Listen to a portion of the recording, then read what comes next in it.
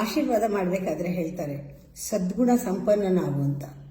Virtue ಅಂದರೆ ಸದ್ಗುಣಗಳು ಕಾಂಬಿನೇಷನಲ್ಲಿ ಬರುತ್ತದು. ಅದು 4 ಇರಲೇಬೇಕು. 4 ಕಾಂಬಿನೇಷನ್ ಈ ಸದ್ಗುಣಗಳೆಲ್ಲ.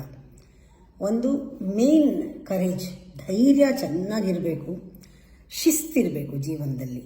ಧೈರ್ಯ ಶಿಸ್ತು ಒಟ್ಟಿಗೆ ಬರುತ್ತೆ. ಆಮೇಲೆ ನ್ಯಾಯ, ಜಸ್ಟಿಸ್ ಆ್ಯಂಡ್ ವಿವೇಕ, ವಿಸ್ಡಮ್. ಇದು 4.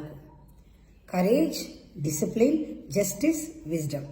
ಧೈರ್ಯ, ಶಿಸ್ತು, ನ್ಯಾಯ, ವಿವೇಕ. ಈ 4 ಕಾಂಬಿನೇಷನ್ನಲ್ಲೇ ಎಲ್ಲ ಸದ್ಗುಣಗಳು ಹೊರಗೆ ಬರುತ್ತೆ. ಆವಾಗ ಒಳ್ಳೆಯದು ಕೆಟ್ಟದ್ದು, ಸರಿನೋ ತಪ್ಪೋ, ಬೇಕೋ ಬೇಡವೋ ಪ್ರತಿಯೊಂದು ನಮ್ಗೆ ಆಪರ್ಚುನಿಟಿ ಆಗುತ್ತೆ ರೆಸ್ಪಾಂಡ್ ಮಾಡೋಕ್ಕೆ. ಅವ್ರು ಯಾಕೆ ಮಾಡೋಲ್ಲ, ನಮಗೆ ಸೀಕ್ರೆಟ್ ಗೊತ್ತಾಗುತ್ತೆ. ಸಂತೋಷ್ ಸೀಕ್ರೆಟ್ ಏನು ಅಂದರೆ ವಾಂಟ್ಲೆಸ್ ಆದಾಗ ನಮ್ಮಲ್ಲಿ ತೃಪ್ತಿ ಇರುತ್ತೆ. ಇಲ್ಲದೆ ಇದ್ದರೆ, ಆ ವರ್ಚ್ಯೂ ಇಲ್ಲದೆ ಇದ್ದರೆ, ಸದ್ಗುಣ ಇಲ್ಲದೆ ಇದ್ದರೆ ಆ ಅತೃಪ್ತ ಸ್ಥಿತಿ, ಡಿಸ್ಸ್ಯಾಟಿಸ್ಫ್ಯಾಕ್ಷನ್ ಬ್ಲೋ ಅಪ್ ಆಗುತ್ತೆ.